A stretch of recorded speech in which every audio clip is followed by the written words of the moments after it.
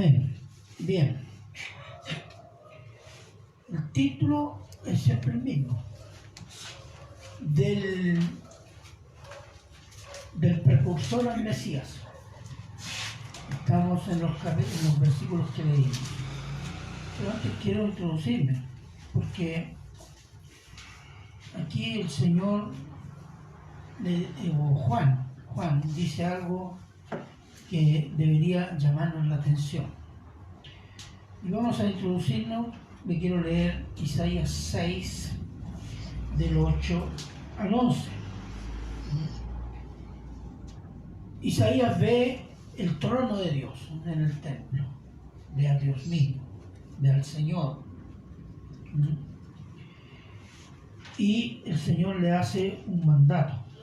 Dice: después oí la voz del Señor que decía: ¿a quién enviaré? ¿Y quién irá por nosotros? Entonces respondí yo: heme aquí, envíame a mí. Y dijo: anda y di a este pueblo, oíd bien y no entendáis. Ved por cierto, mas no comprendáis. Engruesa el corazón de este pueblo y agrava sus oídos, ciega sus ojos, para que no vea con sus ojos, ni oiga con sus oídos, ni su corazón entienda, ni se convierta y haya para él sanidad. ¿Se da cuenta el mandato que recibe el profeta Isaías? Va y predica para que no se convierta.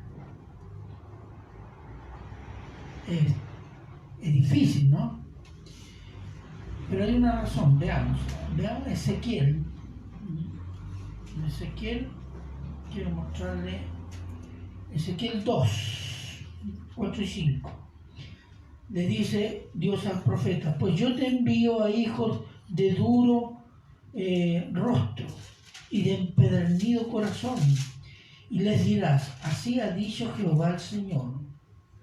¿Acaso ellos escuchen? Pero si no escucharen, porque son una casa rebelde. Siempre conocerán que hubo profeta entre ellos. Este es el principio. El profeta es enviado a predicar. El pueblo va a ser endurecido por esa predicación, porque está bajo juicio. Y cuando llegue el juicio, ellos reconocerán que sí, hubo profeta, hubo palabra de Dios entre ellos. Y ellos reconocerán que fueron desobedientes. Fíjese, Isaías predicó por más de 40 años a Israel, sin que el pueblo se arrepintiera. Al final de sus días fue asesinado, metido en un tronco y aserrado. Jeremías también predicó 50 años. Fue tomado y llevado a Egipto y allí fue apedreado hasta la muerte. En ambos casos, ellos cumplieron fielmente el mandato de predicar, llamar y advertir a Israel. Y Dios cumplió con su mandato. Ninguno se convirtió y Israel fue a juicio, al juicio de Dios.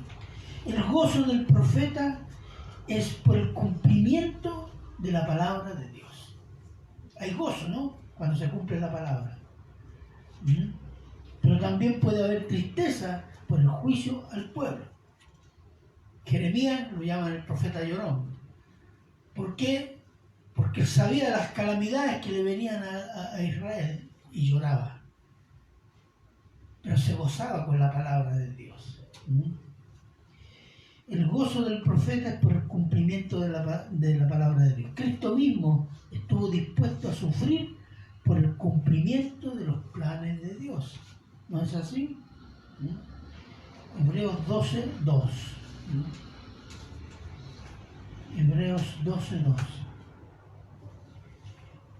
Quiero leer brevemente.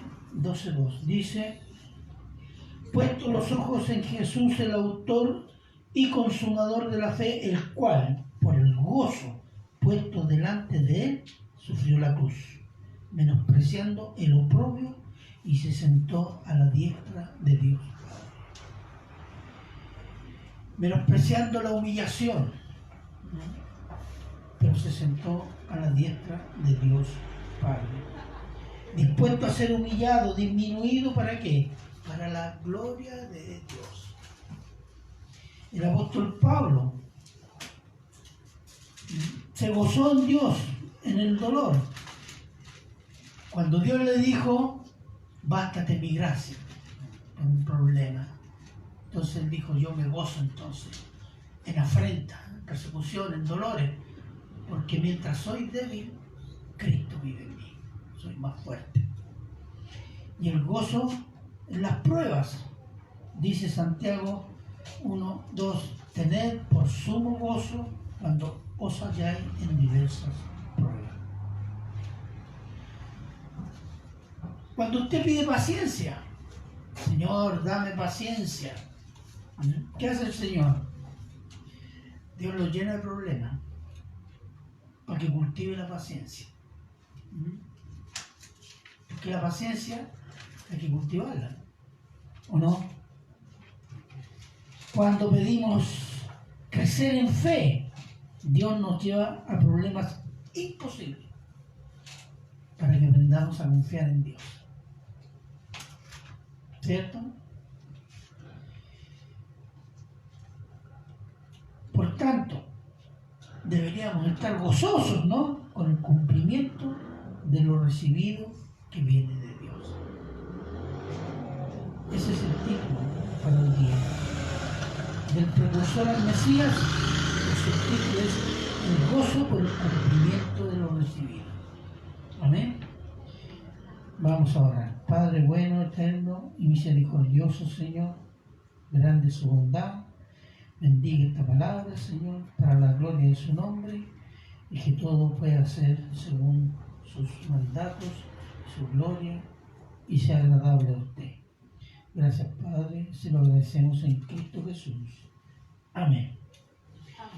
Vamos a comenzar con el versículo 27, 3:27, que dice: respondió Juan y dijo, no puede el hombre recibir nada si no le fuere dado del cielo.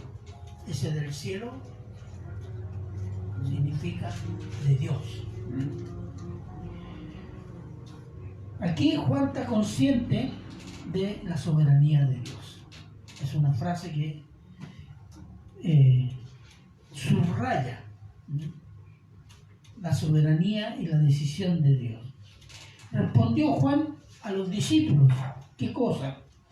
Que los discípulos le habían hablado de su preocupación por aquel que estaba contigo al otro lado del Jordán, de quien tú diste testimonio, bautiza, y todos vienen a él. Es decir, las multitudes estaban yendo más a Jesús que a Juan. Y esto significó una gran preocupación de los discípulos de Juan. Y dijo, respondió Juan, no puede el hombre recibir nada de Dios si Dios no decide darlo. Es una libre traducción, por decirlo así. Aquí Juan el Bautizador pone en su lugar la preocupación de sus discípulos. Dios en su soberanía decidió darme el ministerio de precursor del Mesías, ni más ni menos. Y una vez llegado el Mesías, mi servicio está cumplido, porque Dios da según su soberano parecer y voluntad. Así como da dones según la voluntad del Espíritu Santo, da ministerios, da tiempo, da bendiciones, etc. Pero lo hace por su propia voluntad y según su propósito. Veamos 1 Corintios 12, del 8 al 11, por favor.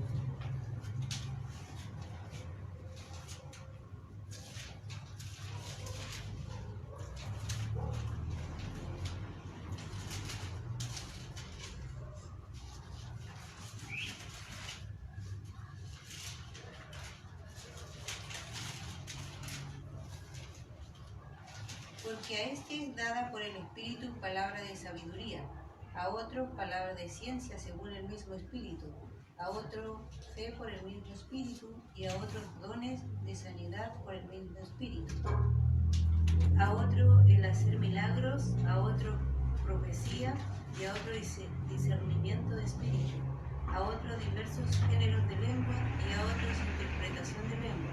Pero todas estas cosas las hace uno y el mismo Espíritu, repartiendo a cada uno en particular como Él quiere. Ese es el punto. Él da todo eso. Lo hace como Él quiere. No hay eso de estoy pidiendo el don de profecía. No existe. Dios, por medio del Espíritu Santo, da el don que Él cree necesario. Y eso lo decide Él. Así como también da dones. En la iglesia da ministerios. Veamos 12, 27 y 28. Dice: vosotros pues sois el cuerpo de Cristo y miembros cada uno en particular. Y a unos puso Dios en la iglesia, primeramente apóstoles, luego profetas, tercero maestros, luego los que hacen milagros, después los que sanan, los que ayudan, los que administran, los que tienen don de lengua, etcétera, etcétera, etcétera. ¿Quién los puso? Y a unos puso Dios en la iglesia y va nombrando. Dios decide, hermanos. Dios decide salvarlo. Decide cuándo salvarlo, cómo salvarlo y capacitarlo, como Él quiere y cree que es necesario. Dios decide cuándo termina un ministerio. Veamos 2 de Pedro, capítulo 1, 13-14.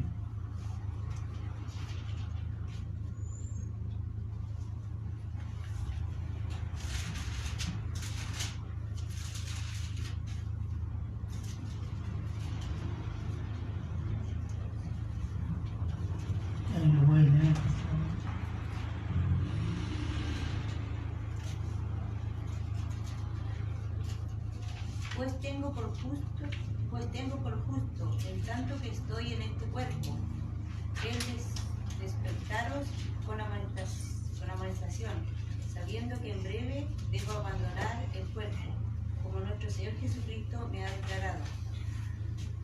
Ahí nomás, déjalo ahí. Bueno, y el punto, el Señor le dijo: Pedro, vas a partir, se va a acabar tu ministerio. Terminó, va a estar por terminar. El Señor es misericordioso porque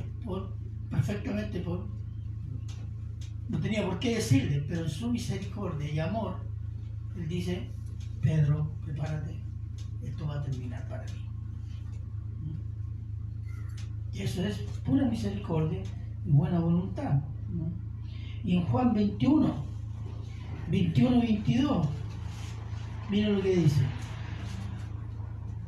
El Señor Jesús resucitado con los apóstoles, dice: cuando Pedro le vio, dijo a Jesús: Señor, ¿y qué de este?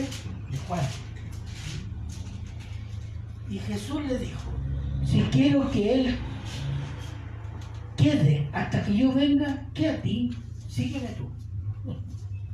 Como dicen: ¿tú qué te metes en lo que yo voy a hacer con él? Yo decido. No tengo por qué informarte ni pedirte opinión. ¿Me entiendes? Él hace como a él le parece. Ese es un concepto a veces muy difícil de entender de los cristianos. Pero bueno, está en la Biblia. En Job 1, 20, 22. ¿Qué dijo Job? Veamos, Job 1, 20, 22.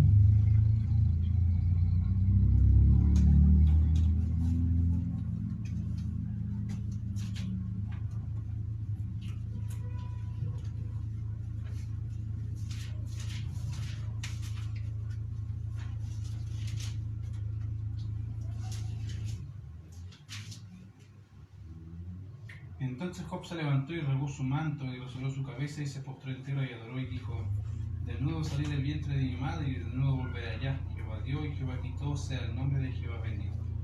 En todo eso no pecó Job y atribuyó a Dios el propósito del mundo. Esa es adoración. Esa es adoración, ese es sometimiento. Dios quita, Dios da como Él quiere, cuando Él quiere, a quien quiere y por el tiempo que Él quiere. Y todo por su voluntad, su propósito, su misericordia amorosa, su gloria por su gracia. Y Juan está muy consciente de ello, está muy claro sobre eso. Versículo 28-29 de Juan. Vosotros mismos me sois testigos de que dije: yo no soy el Cristo, sino que soy enviado delante de Él. El que tiene la esposa es el esposo, más el amigo del esposo que está a su lado le oye, se goza grandemente de la voz del esposo. Así pues, mi gozo está cumplido. Aquí hace una ayuda de memoria a los discípulos y después hace una ilustración para ilustrar el punto, la situación en que estaba él. Juan les recuerda a sus discípulos: yo acuerdo que yo les declaré cuando ustedes estaban ahí y dije: este es el Cristo, este es el Cordero de Dios que quita el pecado del mundo. Y lo hice públicamente y dije: yo no soy el Cristo, yo no soy el Cristo, sino que soy enviado delante de Él. Soy el heraldo, el anunciador de su llegada. Juan no se atribuye nada más de lo que Dios le había encomendado, a pesar de las grandes multitudes que lo seguían. La predicación de Juan y el personaje produjo un impacto en Israel. Multitudes iban a oírlo y a bautizarse con él. Veamos Mateo 3, 4 al 8.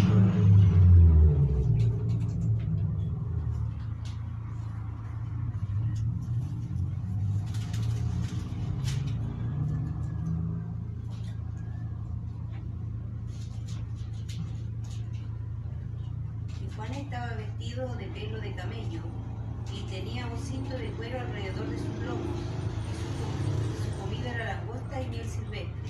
Y salía a él Jerusalén y toda Judea y toda la provincia de alrededor del Jordán.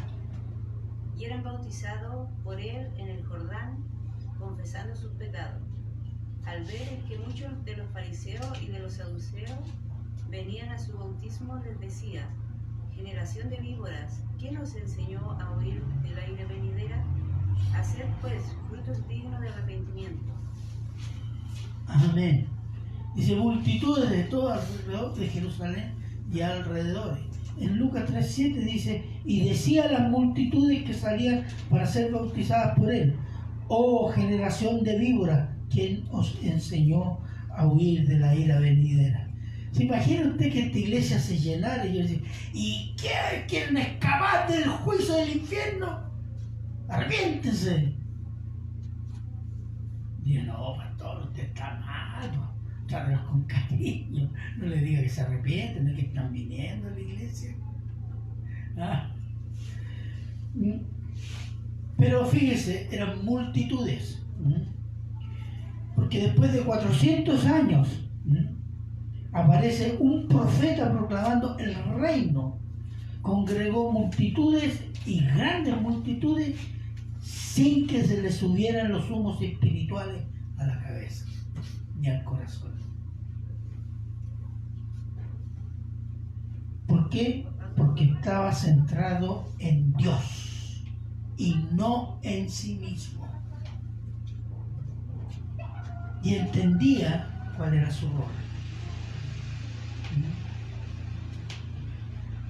Este es el riesgo de cualquier pastor o del predicador que cuando Dios hace crecer su ministerio, se vanagloria por dicho crecimiento, que se crea más indispensable que Cristo, se enorgullezca en su corazón creyendo que sus logros, que son sus logros,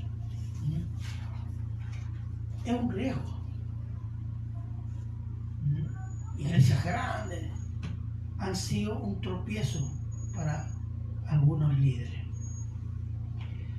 Una vez yo leí una frase que me la anoté, siempre me acuerdo de ella,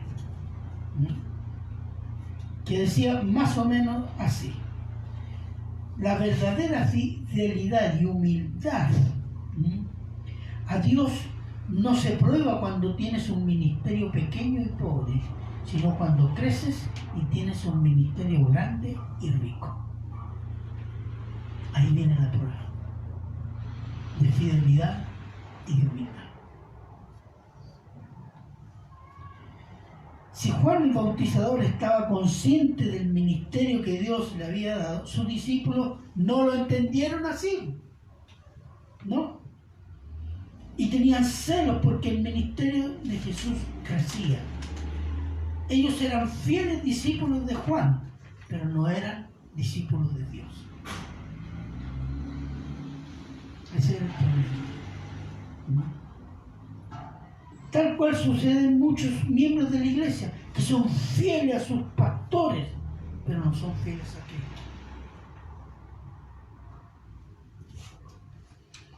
Ya que si el amado pastor predica herejías o su vida es moralmente cuestionable, la mayoría de los miembros de la iglesia lo defenderán a brazo partido, acusando a los críticos de divisionistas, rebeldes, satánicos, que no aman a su pastor.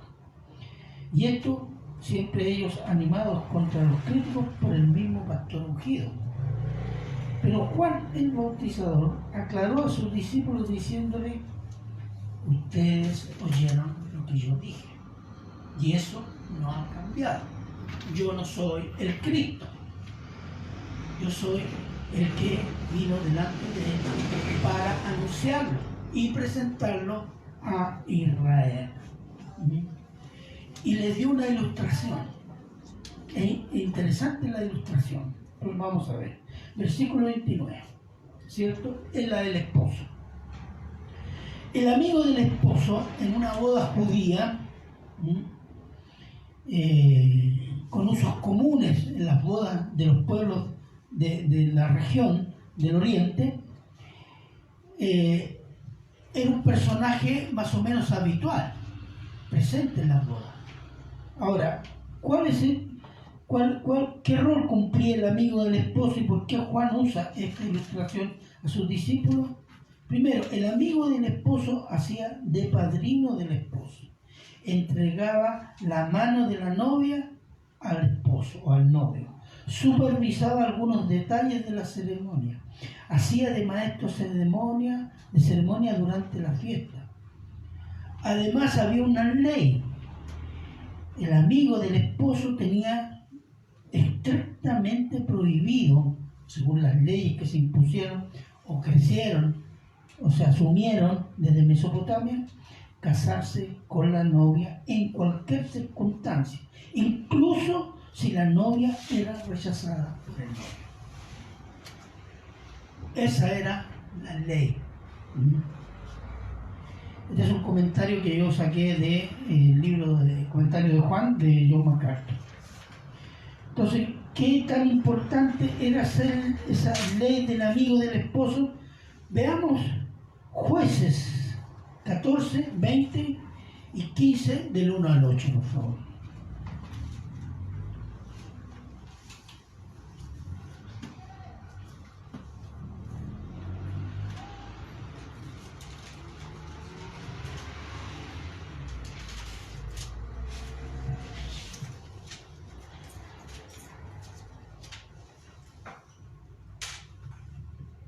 ¿Qué dice? Jueces 14, 20 y capítulo 15 del 1 al 8. Ya, hermana. Fuerte y claro.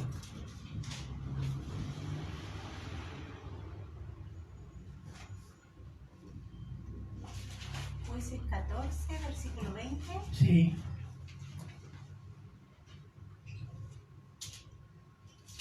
Y la mujer de Sansón fue dada a su compañero, al cual él había tratado como su amigo. Sigue con el 15 del 1 al 8. Aconteció después de algún tiempo que en los días de la siega del trigo, Sansón visitó a su mujer con un cabrito, diciendo: entraré a mi mujer en el aposento. Mas el padre de ella no lo dejó entrar. Y dijo el padre de ella: me persuadí de que la aborrecías, y la di a tu compañero, mas su hermana menor no es más hermosa que ella. Tómala pues en su lugar. ¿Sí? Sí, hasta el 8. Entonces le dijo Sansón: sin culpa seré esta vez respecto de los filisteos, si mal le hiciere. Y fue Sansón y cazó 30 zorras y tomó teas y juntó cola con cola y puso una tea entre cada 2 colas. Después, encendiendo las teas, soltó las zorras en los sembrados de los filisteos y quemó las mieses amontonadas y en pies, viñas y olivares. Y dijeron los filisteos: ¿quién hizo esto? Y le contestaron: Sansón, el yerno del Timnateo, porque le quitó su mujer y la dio a su compañero. Y vinieron los filisteos y la quemaron a ella y a su padre. Entonces Sansón le dijo: ya que así habéis hecho, juro que me vengaré de vosotros y después desistiré. Y los hirió cadera y muslo con gran mortandad. Y Ahí descendió. no. Gracias. Gracias. Fíjese, el padre violó la ley porque hizo casar hija ya casada con el amigo de Sansón. Y Sansón pensaba de que el padre y la mujer respetarían esa ley. Y cuando va y le dice: no, yo se la di a tu amigo. Y él se venga con los filisteos. Y los filisteos se vengan no sobre Sansón, sino sobre el hombre que había violado la ley, que había motivado la venganza de Sansón. Eso es un cuadro para decirle: mire, esa es la importancia de esta ley, del amigo del esposo. Entonces, la ilustración de Juan a sus discípulos les aclaraba en modo contundente que él no era el Cristo y no podía ser tomado por el Cristo y no quería ser tomado como el Cristo, porque él era cumplir el rol de amigo del esposo. El esposo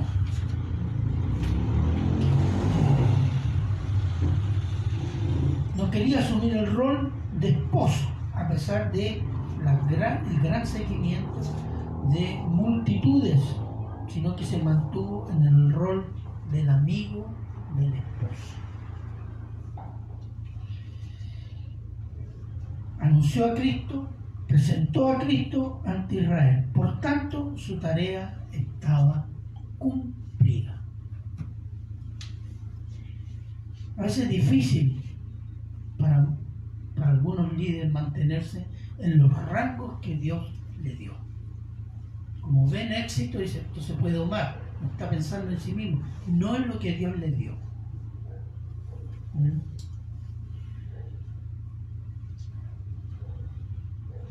Pretender que Juan se pusiera como el Cristo, tal cual lo deseaban sus discípulos, era deshonrar al Padre y deslegitimar el ministerio del Señor Jesús en Israel, ponerle tropiezo en instancia.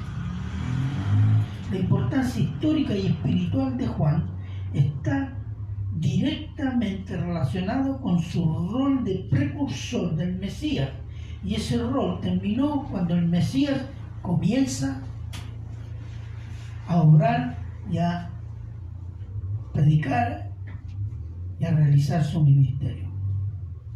Juan el Bautista es un buen ejemplo de humildad, sometimiento a Dios, aun cuando tiene un ministerio tan importante para la redención de Dios por los pecadores, como presentar el Mesías Salvador a Israel.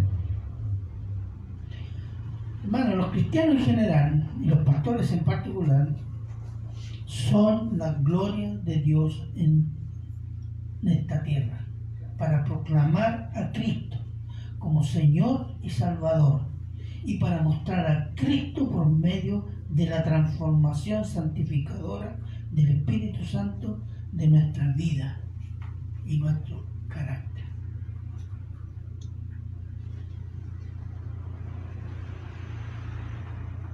Juan presentó al esposo a Israel, pero a nosotros se nos ha dado el esposo. A nosotros se nos dio mucho más que a Juan. Somos del esposo, es decir, somos de Cristo.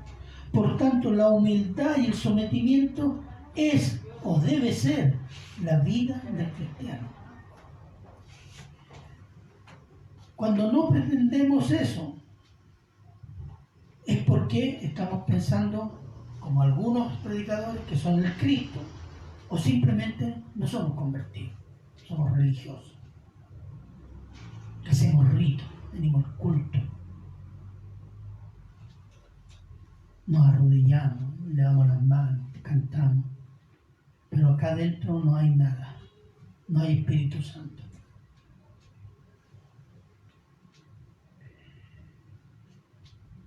Pero la realidad es que somos la esposa junto a todos los hermanos y estamos siendo formados al carácter del esposo. ¿Para qué? Para vida eterna. Como decía la canción, el Señor aquí, pero nos prepara ¿para qué? Para la vida eterna.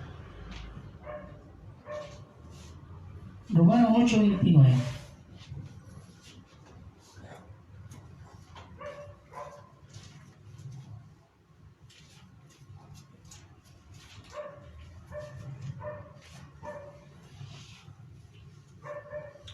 Pero que los que antes conoció también los predestinó para que fuesen hechos conforme a la imagen de su Hijo, para que Él sea el primogénito entre muchos hermanos. Amén. Somos criaturas santas a la imagen perfecta de Jesús para la gloria de Dios Padre, para crecer en la imagen santa de Cristo, no para ser el Cristo, no para ser el Cristo. El Cristo hay uno solo. ¿Entiende eso? ¿Alguien dijo amén? Si lo entiende, lo está asumiendo. Que nuestra vida no se consume, no se termina aquí. Que estamos siendo preparados para la vida eterna. ¿Lo entiende? Si lo entiende, lo está asumiendo. ¿Qué significa asumirlo? Creerlo, apropiarme de ello. Sí, es para mí. Como dice la canción, yo soy de Cristo. Cristo me pertenece a mí, yo pertenezco a Cristo. ¿Asumimos eso? Y si lo asumimos, ¿lo estamos viviendo? ¿Qué significa vivir eso?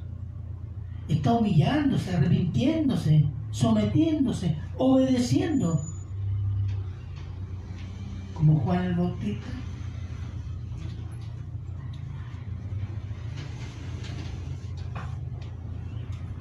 Entonces a veces admiramos los ejemplos de los santos, de los líderes de la historia, pero son ejemplos que ellos imitaron a Cristo. Fue una imitación perfecta, pero buscaron con todo su corazón parecerse a Cristo. Cristo no es una opción dominical. Si tengo tiempo, si tengo problemas, acudo a Él. Eso es religión. y religión que no honra a Dios. Juan lo tenía claro y se lo aclaró a los discípulos. Él no se creyó más ni menos de lo que el Señor le había dado. ¿Por qué? Porque estaba centrado en Dios, no en lo que Dios me da a mí. Porque mucha gente viene a la iglesia a decir, ¿qué me da Dios? No.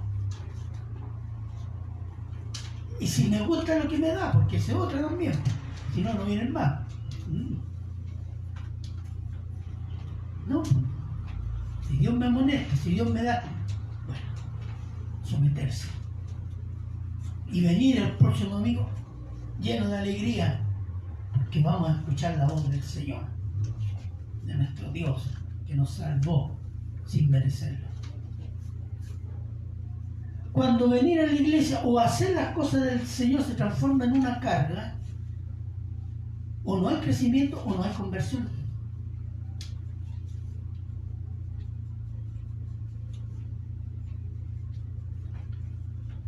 Medítelo en eso. Juan nos da un buen ejemplo.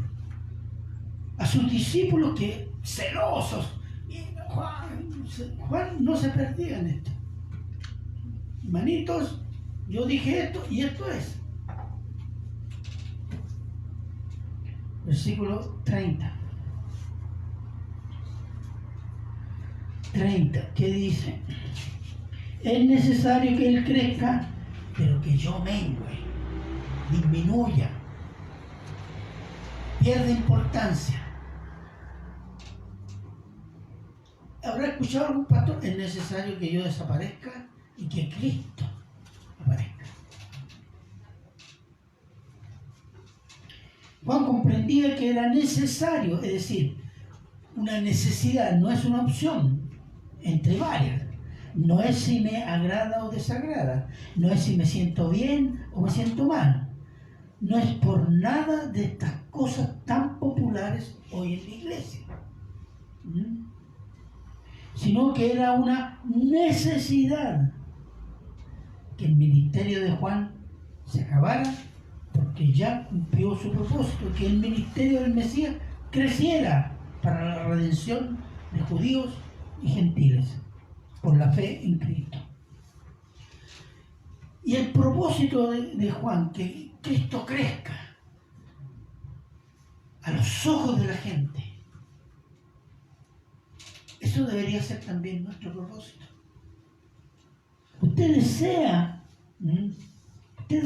que Cristo crezca en usted.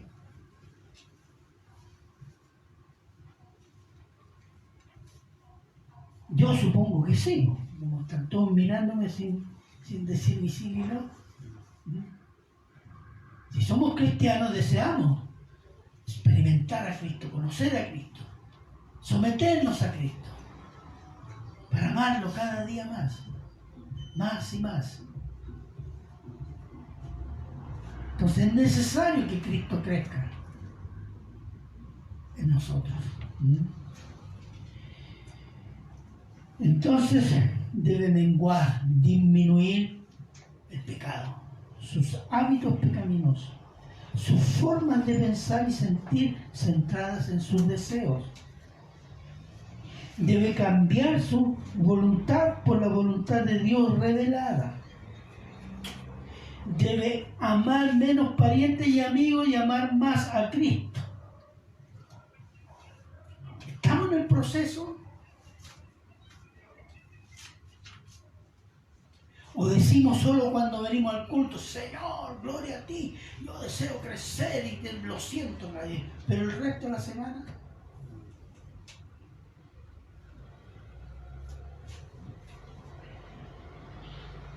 Esta actitud, hermano, ha sido la que ha debilitado las iglesias. No solo la falsa doctrina, porque una iglesia puede tener sana doctrina, pero la sana doctrina significa también una correcta práctica de lo que se está predicando. Y si no hay práctica de lo que se está predicando, es peor que la falsa doctrina.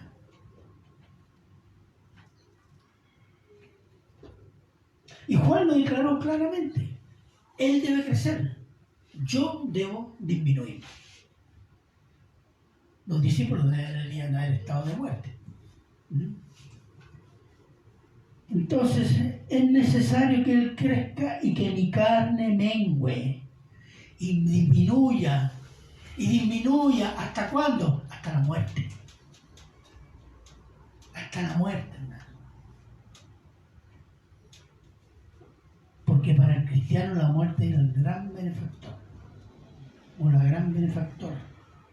¿Por qué? Porque después de eso ya no tenemos eso del pecado, no tenemos el cuerpo de pecado. Esperamos la resurrección con un cuerpo glorioso, donde se reflejará, manifestaremos de cuerpo, alma y espíritu las glorias de Cristo que Dios ha puesto en nosotros, los de la fe en Cristo. Esa es nuestra esperanza y esa es nuestra batalla de hoy día.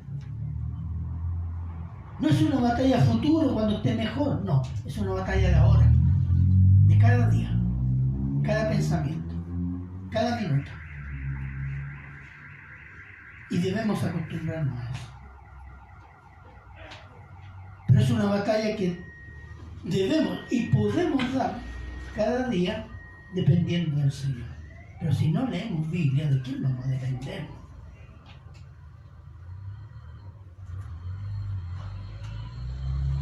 Ese es un drama, hermanos, un drama espiritual que están sufriendo muchas iglesias, incluso esta iglesia.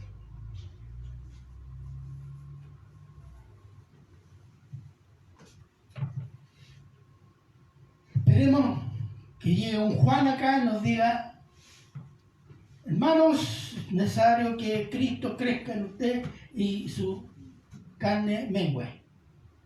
¿No? Es que está en la Biblia durante todo el Nuevo Testamento.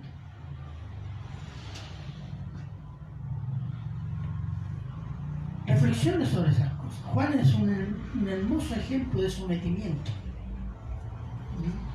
a Dios y de un hombre que entiende claramente cuál es su rol, ni más ni menos. Y a veces a nosotros que se nos ha dado mucho más que a Juan, porque Juan, como dije, anunció al esposo. A nosotros se nos ha dado el esposo, hermanos. Entonces, si no lo estamos asumiendo, no lo estamos viviendo. Lo estamos entendiendo posiblemente. Así que mi exhortación es: mediten esto. Cambie su vida. Céntrese. Haga el esfuerzo de centrarse cada día en Cristo. Aquí nadie le está pidiendo que sea un santo que no comete errores, no se equivoca, no. Pero cada día se arrepiente y cada día se somete un poco más a la palabra de Dios para la gloria de Cristo. Amén. Amén. Amén. Oremos. Padre bueno, eterno y misericordioso Señor, damos gracias, Señor, por este ejemplo de este predicador, Juan el Bautizador, Señor, que dio gloria a su nombre, Señor. Cumplió el ministerio que usted le dio, lo cumplió cabalmente, Señor, y se retiró cuando ya eso estaba cumplido. Qué gran ejemplo de humildad, sometimiento y amor a Dios. Gracias, Padre, por ello. Bendiga su palabra en nuestros corazones, para los que están presentes, los que van a oír por este medio del teléfono. Le damos gracias y muchas gracias y mucha gratitud por esta palabra, Señor. Toda la honra y la gloria suya es. Se lo agradecemos en Cristo Jesús. Amén.